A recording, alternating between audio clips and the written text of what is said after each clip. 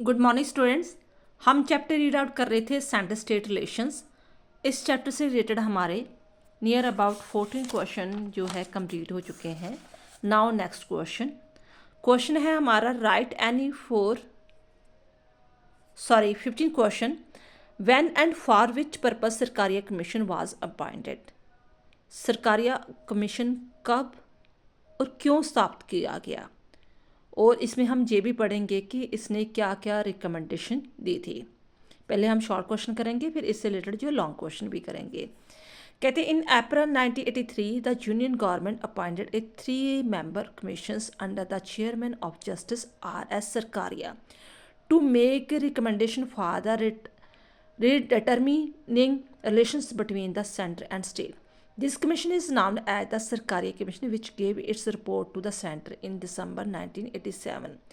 क्योंकि पिछले हमने वीडियो में देखा था कि सेंटर स्टेट में बहुत सारी जो प्रॉब्लम्स जो टेंशन्स क्रिएट हो रही थी, तो मैक्सिमम हमने 9-10 पॉइंट्स पढ़े थे। ठीक है, उस प्रॉब्लम को कैसे हल किया जाए, क्योंकि बार बार हर कोई इसे जो सजेस्ट कर रहा था, तो एक कमेटी बिठाई गई। ठीक है, जिसके 3 मेंबर थे और उसका जो मेन मेंबर था वो उसका नाम था R.S. सरकारिया। इस करके इसलिए इस कमीशन को सरकारिया के नाम से ही ये याद किया गया, फेमस हो गया। तो ये 1983 को जो कमीशन बना और इसने अपनी सारी जो रिपोर्ट थी वो 87 को सबमिट की। और क्या क्या रिकमेंडेशन दी इसने कि कौन कौन सी चीज़ें जो है सेंटर को ध्यान में रखनी चाहिए और किन बातों का जो है स्टेट को ध्यान में रखना चाहिए, ताकि जो फ्यूचर में सेंटर और स्टेट में कोई प्रॉब्लम जो है ना हो। तो वो आगे हम डिस्कस करते हैं।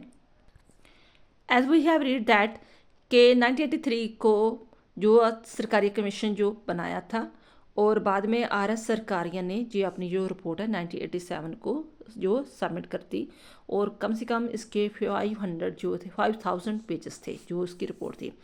उस रिपोर्ट में जो मेन पॉइंट्स वगैरह थे वो इस प्रकार है। First, the constitution need not to be amended in the order to give more powers to the states, because by original constitution enough autonomy has already been given to the state. The need is to return the confiscated power by the center to state. पहली बात तो multi constitution को कहा गया कि आप इसमें कोई ज़्यादा अमेंडमेंट ना करो, क्योंकि जो हमारा ओरिजिनल कॉन्स्टिट्यूशन है उसने ऑलरेडी ही स्टेट्स को बहुत सारी पावर दी गई है, तो आप उससे या डायरेक्ट या इनडायरेक्ट वे से पावर मत छीनो। जैसे आप आर्टिकल लगा देते हो, कभी 3056 का भी कोई आर्टिकल लगाकर आप पावर छीनते हो, वो ऐसे ना किया जाए। सेकंड बात बोली गई कि an inter state council should be establish to solve the centre state dispute and the mutual dispute of the state. जब 2 बंदे आपस में लड़ते हैं तो तीसरा कोई ना कोई सलाह सफाई करवाने वाला होना चाहिए ना। इसी तरह के सेंटर स्टेट में कोई प्रॉब्लम आती है तो कोई ना कोई ऐसी हमारी काउंसिल होनी चाहिए जो इन दोनों की प्रॉब्लम्स को सॉल्व करे। ठीक है, तो इस चीज़ को ध्यान में रखकर स्टेट काउंसिल बननी चाहिए। तो बाद में ये स्थापित भी हुई, वो हम आगे क्वेश्चन में पढ़ेंगे कि इंटर स्टेट काउंसिल क्या करती है। फिर 356 जो आर्टिकल्स का उसका बहुत ज़्यादा मिसयूज़ हो रहा था, उस पर भी बात की इन्होंने।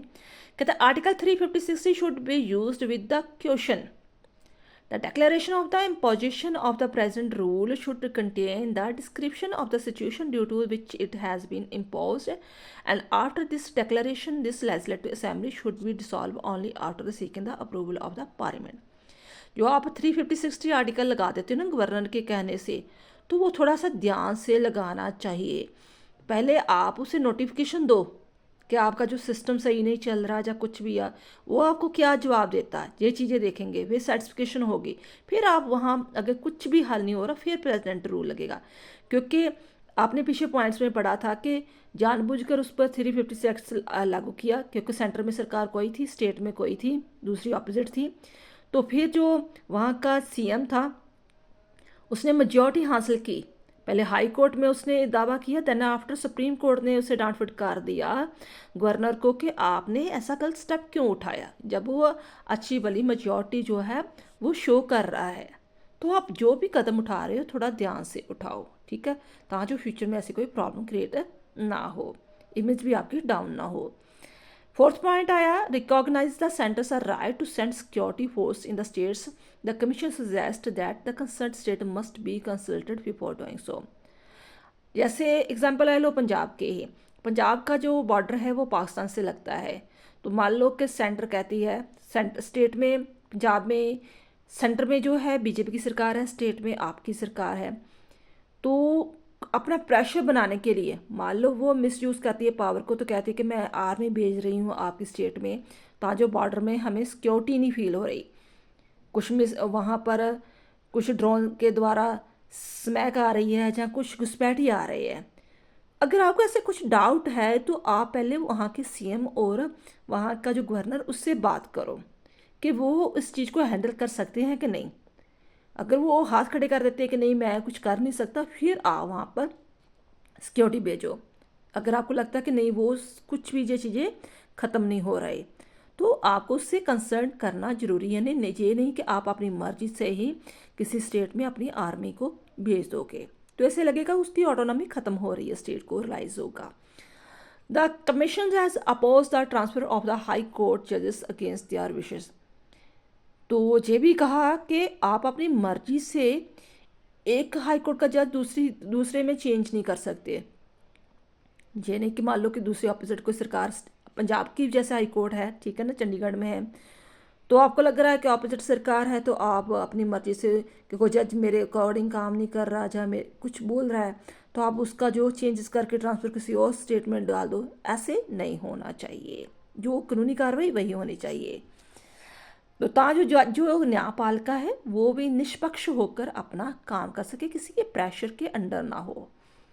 6th का रिकमेंडेशन दी उन्होंने, the commission has given the suggestion regarding the strengthening the AIS all India service and the establish other all India service with the consultation of the state governor. Commission ने ये suggest किया कि जो AIS है, all India service वाले हैं, ठीक है, उसे और भी ज़्यादा पावर देनी चाहिए। ये नहीं कि जिस सेंटर के द्वारा स्थापित किए गए हैं और ये इसके इशारों से नाचेंगे, ठीक है। तो स्टेट से भी इसकी जो कंसल्टेशन होनी चाहिए कि स्टेट की हर बात में कंसल्टेशन लो, कि आपका छोटा भाई है ये ना फील करे कि नहीं भी मुझ पर ज़बरदस्ती कोई चीज़ ठोसी जा रही है। हो सकता है आप उसकी भलाई के लिए भी काम कर रहे हो। The suggestion of the commission is the person who is appointed in the office of the governor should be. अब गवर्नर के रिलेटेड भी कुछ उन्होंने कानून बनाए कि गवर्नर को किस तरह न्यूट्रल होकर, निष्पक्ष होकर अपना रोल प्ले करना चाहिए। तो कैसे हो सकता है? पहली बात तो ये कि आप जिसे गवर्नर बना रहे हो वो एक प्रोमिनेंट मैन होना चाहिए, उसकी एक पर्सनैलिटी होनी चाहिए, किसी फील्ड में उसने बहुत अच्छा काम किया होना चाहिए। ये नहीं कि वो हारा हुआ सियासतदान है आपकी पार्टी का, तो आप उठाकर आपका जो जहाँ पर विरोधी पार्टी है वहाँ पर उसका गवर्नर लगा दो। ये बात तो नहीं ना बनती।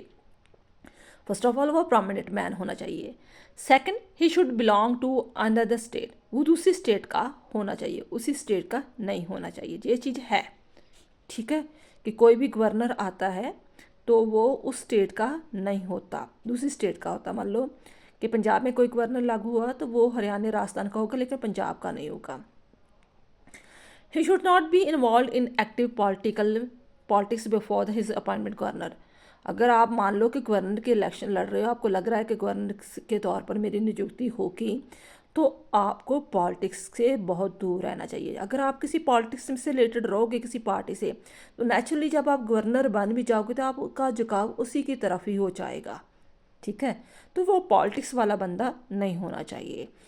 The chief minister of the state, vice president and the speaker of the Lok Sabha should be consulted at the time of the appointment of governor.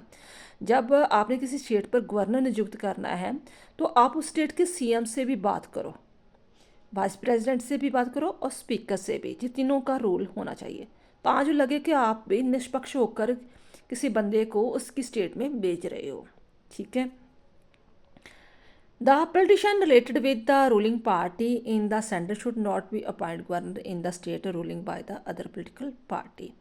The governor should not be removed from his office before the expire of his term except under the special circumstances. तो उस पता है कि आपको governor की भी जो term होती है वो 5 साल होती है। तो ये नहीं कि अगर वो गवर्नर आपके इशारों पर काम नहीं कर रहा तो आप अपनी मर्जी से उसे पहले ही एक्सपायर कर दोगे, ठीक है, तो वो उसके ओहदे को आप हिला नहीं सकते, हिलाना नहीं चाहिए। After the retirement the governor should not be appointed of any other face. ये बहुत महत्वपूर्ण पॉइंट है। देखो भी, एक तो 50-60 साल का पहले हो चुका, किसी न किसी तरह जॉब कर रहा होगा, अब गवर्नर बन गया 5 साल। अब गवर्नर बनने के बाद भी 70 साल के बाद भी किसी, अब कह लो कि पॉलिटिकल पार्टी में आप ज्वाइन करोगे या किसी किसी ऑफिस को ग्रैंड करोगे, तो वो बात नहीं बनती। वैसे आप कह देते हो कि नहीं, ये 60 साल की रिटायरमेंट एज होती है, तो फिर किस बिहाव से आप दोबारा उसे ऑफिस देते हो? तो वो रिटायरमेंट के बाद कोई भी ऑफिस उसे नहीं देना चाहिए। ये गवर्नर से रिलेटेड रूल्स थे। For the solution of the language problem, अब लैंग्वेज की बड़ी प्रॉब्लम आती है, तो वो कहते हैं 3 लैंग्वेज फार्मूला अपनाना चाहिए। जैसे पंजाब की एग्जांपल ले लो, पंजाब में पहले पंजाबी, दूसरी हिंदी, तीसरी इंग्लिश। अब ज़बरदस्ती ये नहीं कहोगे कि पंजाबी नहीं लागू होगी तो हिंदी लागू होगी और इंग्लिश लागू होगी, ये चीज़ नहीं होनी चाहिए। For the solution of the language problem the commission has suggest to implement the 3 language formula honesty and the use of a regional language by the state government. The commission is in the favor of the simplification of the Hindi and the addition of the Hindustani words in it. The commission is in favor of the giving more financial help to state. ये बार बार बात कही जाती थी कि state के खर्चे ज़्यादा हैं, लेकिन उसे 42% ही जो है फाइनेंस कमीशन देता है। लेकिन क्योंकि स्टेट की डिमांड थी कि हमें 50% देना चाहिए, तो जो कमीशंस हैं वो भी चीज़ को रियलाइज़ करते हैं कि स्टेट को भी फाइनेंशियल कमीशन जो है, फाइनेंशियल हेल्प और ज़्यादा देनी चाहिए। In the end, the Commission has accepted the need of the strong center for the maintenance of the unity and integrity. In the end, वो ये भी कहना चाहते हैं साथ में ही कि हमारे देश में जो है जात, धर्म, रंग, नस्ल के आधार पर, लैंग्वेज के आधार पर बहुत ज़्यादा वैरायटी है, तो उसमें यूनिटी क्रिएट करना बहुत ज़रूरी है। तो जो इसकी रिस्पॉन्सिबिलिटी किसकी बढ़ जाती है? सेंटर की। तो सेंटर अगर कुछ पावर यूज़ करना चाहता तो कर सकता है। In the end, the Commission has accepted the need of the strong center for the maintenance of the unity of integrity of the keeping in view special circumstances of India.